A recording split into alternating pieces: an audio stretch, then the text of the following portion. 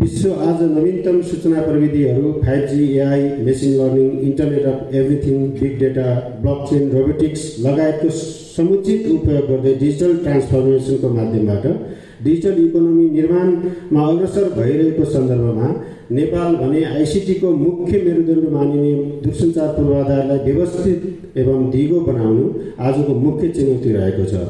आइसिटीको अधिक प्रयोग गरी डिजिटल रूपान्तरण मार्फत उच्च दरमा उत्पादकता बढाई देशको आर्थिक सामाजिक रूपान्तरण गर्दै आम नेपालीको जनजीविकालाई सरल र सहज बनाउने तर्फ लाग्नुपर्ने अवस्था रहेको छ।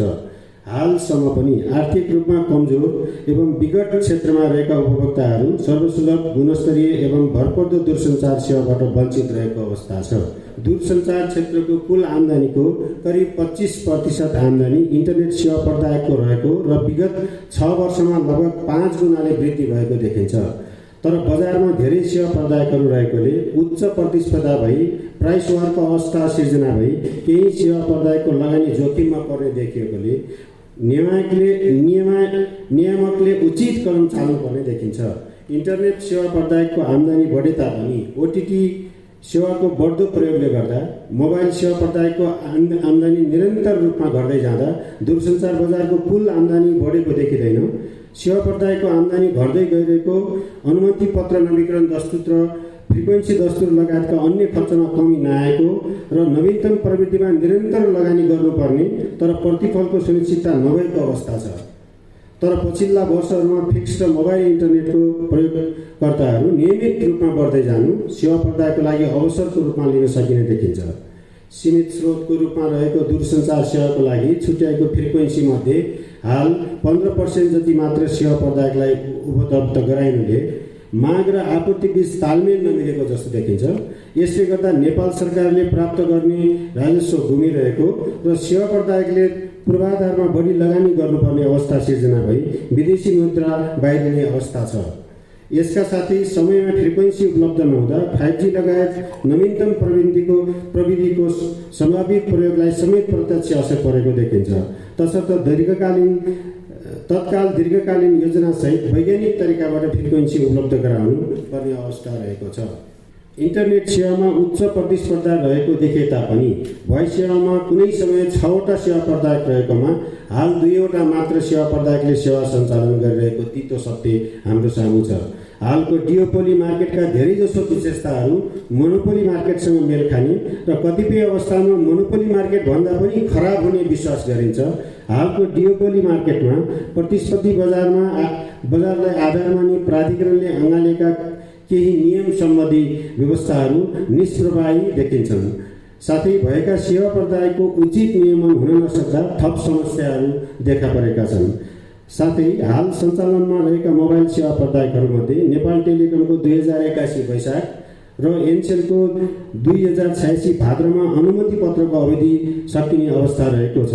हाल बजारमा देखिएका चुनौतीलाई के कसरी सम्बोधन गर्ने सम्बन्धमा हामी सबैबीच स्पष्ट हुन जरुरी छ, अन्यथा बजार सिस्टेमिक फेलियरमा जान सक्ने जोखिम देखिन्छ। यसका लागि नेपाल सरकारसँग समन्वय गरी नियामकले समयमै नै उचित कदम चाल्नुपर्ने देखिन्छ। नेपालको दूरसञ्चार सेवाको शुल्क अन्य देशको तुलनामा धेरै महँगो नदेखिए तापनि नेपालीको प्रति व्यक्ति आयको हिसाबबाट हेर्दा सस्तो मान्न सकिँदैन। आइक्यूका अनुसार इन्टरनेट सेवा सर्वसुलभ हुन सेवाको शुल्क जिएनआई पर क्यापिटाको 2% भन्दा कम हुनुपर्दछ। साथै राजमार्ग र भौगोलिक रूपमा विकट क्षेत्रमा सेवाको गुणस्तर र कभरेजको समस्या यथावत रहेको छ। उक्त सन्दर्भमा सेवा प्रदायकसँग समन्वय र सहकार्य गरी सेवा शुल्क, गुणस्तर, सेवाको पहुँच सम्बन्धमा तत्काल आवश्यक कार्य गर्नुपर्ने देखिन्छ। हाल 25,000 किलोमिटर भन्दा बढी अप्टिकल फाइबर नेटवर्क र करिब 8500 मोबाइल टावर रहेको भए तापनि देशभर कभरेज पुगेको छैन। गुणस्तरीय 4G कभरेज पुर्याउन करिब 2000 जति थप टावरहरू आवश्यक पर्ने देखिन्छ। पछिल्लो चरणमा आरटीटीएफको प्रयोग गरी पूर्व पश्चिम information super highway backbone network बनाउने कार्य अगाडि बढेको र 74 जिल्लामा अप्टिकल फाइबर नेटवर्क विस्तार भइसकेको अवस्था रहेको छ। नेटवर्कको विस्तार अपेक्षाकृत रूपमा अगाडि नबढेको सन्दर्भमा डिजास्टर रिकभरी सहितको दिगो नेटवर्क स्थापना र प्रयोग सम्बन्धमा दीर्घकालीन योजना बनाई डिजिटल फाउन्डेसनको आधार तयार गरी डिजिटल नेपाल फ्रेमवर्कका उद्देश्य प्राप्त गर्न तत्काल आवश्यक कदम चाल्नुपर्नेछ। विद्यमान चुनौतीलाई सम्बोधन गर्न सूचना प्रविधिसँग सम्बन्धित नीतिहरूको विश्लेषण एवं अनुसन्धान गरी अन्तर्राष्ट्रिय सफल प्रयोगलाई आत्मसात गर्दै नेपालको माटो सुहाउँदो नीति निर्माण गर्न जरुरी देखिन्छ। यसका लागि नेपाल सरकार, सेवा प्रदायक, सम्बन्धित सरकारवाला एवं सञ्चारकर्मीहरूसँग समेत व्यापक छलफल एवं समन्वय गर्न आवश्यक छ। पछिल्लो समय राज्यको शासन प्रणाली सहित अन्य सबैजसो क्षेत्रहरू सूचना प्रविधिमा निर्भर हुने अवस्था रहेकोले दूरसञ्चार पूर्वाधार क्रिटिकल इन्फ्रास्ट्रक्चरको रूपमा विकास हुँदै गइरहेको छ। तसर्थ दूरसञ्चार क्षेत्रको नियामक निकै सक्षम हुन जरुरी छ। यसको लागि उपयुक्त काम गर्ने वातावरण, आवश्यक पूर्वाधार विकास, मानव पुँजी निर्माण गरी नियामकको संस्थागत विकास गर्न जरुरी छ। आगामी दिनहरूमा नेपाल सरकार र अन्य निकायसँगको समन्वयमा प्राधिकरण बोर्ड र कर्मचारीहरूको संयुक्त प्रयासबाट आम उपभोक्ताले महसुस गर्ने गरी आवश्यक कार्य गरिने विश्वास लिएको छु। यस क्षेत्रको दिगो विकास र सूचना प्रविधिको प्रयोगलाई अन्य क्षेत्रमा अधिक उपयोग गर्ने वातावरण तयार गर्न प्राधिकरण आफैमा सबल र सक्षम हुनु पहिलो शर्त हो। यसका लागि तत्काल प्राधिकरणको दीर्घकालीन रणनीतिक योजना बनाई लागू गर्नेछ र आवश्यक मानव पुँजी निर्माणमा लागिनेछ। कर्मचारीलाई उच्च मनोबलका साथ कार्यालयमा बसेर कार्य गर्ने वातावरण बनाउनेतर्फ उचित कदम चालिनेछ।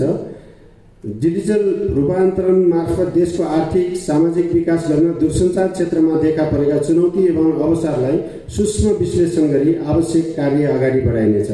अनुमति पत्र नवीकरण, प्राधिकरणमा विद्यमान योजनाहरू, बेरोजगारी लगायतका विषयलाई सम्बन्धित निकायसँगको समन्वयमा नियमानुसार निष्कर्षमा पुर्याइनेछ। ग्रामीण दूरसञ्चार कोषको उचित प्रयोग गरी सस्टेनेबल नेटवर्क र पूर्वाधार तयार गरिनेछ। नेपालको ICT development index, cyber security index लगायतका सूचकको स्तर सुधार गर्ने गरी कार्य अगाडि बढाइनेछ। डाटाको आधारमा नियमन सम्बन्धी नीति निर्माण र निर्णयहरू लिइनेछ। सेवा शुल्कलाई नेपालीको प्रति व्यक्ति आयको 2% भन्दा कमको अनुपातमा ल्याउने गरी आवश्यक कार्यहरू यथाशीघ्र अगाडि बढाइनेछ। उपभोक्तालाई सेवा र सेवा प्रदायक छनौटको विकल्प रहने गरी उचित पहल गरिनेछ। विद्यमान सेवा र नवीनतम 5G सेवाको लागि आवश्यक फ्रिक्वेन्सी उपलब्ध गराइनेछ। पूर्वाधार सहप्रयोग मुख्य गरी ग्रामीण र बिजनेस अनभाइबल क्षेत्रमा एक्टिभ नेटवर्क इन्फ्रास्ट्रक्चर सेयरिङलाई प्रोत्साहन गरी सेवाको पहुँच बढाउनेतर्फ कार्य गरिनेछ। सेवा प्रदायकलाई भावी योजना बनाउन सहयोग होस् भन्ने उद्देश्यले स्पेक्ट्रम रोडम्याप तयार गरी सार्वजनिक गरिनेछ। दूरसञ्चार सेवाको लागि छुट्याएको फ्रिक्वेन्सीको इकोसिस्टम डेभलपमेन्टमा को लागि आवश्यक नीति निर्माण गरिनेछ। टाइप अप्रुभलको सर्टिफिकेसन लगायत उपकरण स्थिरीकरण सम्बन्धी भइरहेका कार्यहरूलाई थप व्यवस्थित गराइनेछ। नेसन सेक्युरिटी, अपरेसनल इफिसियन्सी र सर्भिस कन्टिन्युटीलाई व्यवस्थित गर्न ब्यान्डविड्थ गेटवे सम्बन्धी व्यवस्थाका लागि आवश्यक कार्य गरिनेछ। अन्य सेवामा समेत मोबाइल नम्बरको बढ्दो प्रयोगलाई मध्यनजर गरी मोबाइल नम्बरको विश्वसनीयता कायम गर्न सेवा प्रदायक मार्फत उपभोक्ताको डिजिटल केवाइसी निर्माण र अद्यावधिक गराउने कार्य गरिनेछ। प्रविधिको विकाससँगै नियमनको समेत विकास जरुरी हुने हुँदा हालको G2 फ्रेमवर्कबाट G5 फ्रेमवर्कको रेगुलेसनमा लैजान रोडम्याप तयार गरी प्राधिकरणलाई डिजिटल रेगुलेटरको लागि तयार गरिँदै लगिनेछ। अव्यवस्थित तारको विकल्पको रूपमा डक्टिङ एवं वायरलेस प्रविधिहरू 5G, FWA, FSO लाई प्रोत्साहन गरी सहरको सुन्दरता कायम राख्न ध्यान दिइनेछ। मोबाइल सेवा प्रदायकको आम्दानीलाई मध्यनजर गरी लोकल कन्टेन्टको विकास र सेवा विविधीकरणलाई प्रोत्साहन गरिनेछ। फ्रिक्वेन्सी वितरण, पूर्वाधार सहप्रयोग, ग्रामीण दूरसञ्चार विकास कोषको उचित प्रयोग मार्फत सेवा प्रदायकको क्यापेक्स र ओपेक्समा कम गर्न आवश्यक कदम चालिनेछ। समग्र आइसिटी क्षेत्रको दिगो विकासको लागि आवश्यक नीति निर्माण एवं नियमन सम्बन्धमा गर्नुपर्ने कार्यहरूको सिफारिस गर्न विज्ञहरू सम्मिलित थिङ्क ट्याङ्क टिम गठन गरिनेछ। उपरोक्त कार्यहरू नेपाल सरकार मन्त्रालय सेवा प्रदायक, मिडियाकर्मी, प्राधिकरण, परिवार र अन्य सरोकारवालाहरूको सामूहिक प्रयासबाट मात्र सम्भव हुने भएकोले सबैको सक्रिय सहभागिता एवं रचनात्मक सहयोगको लागि निवेदन गर्दछु।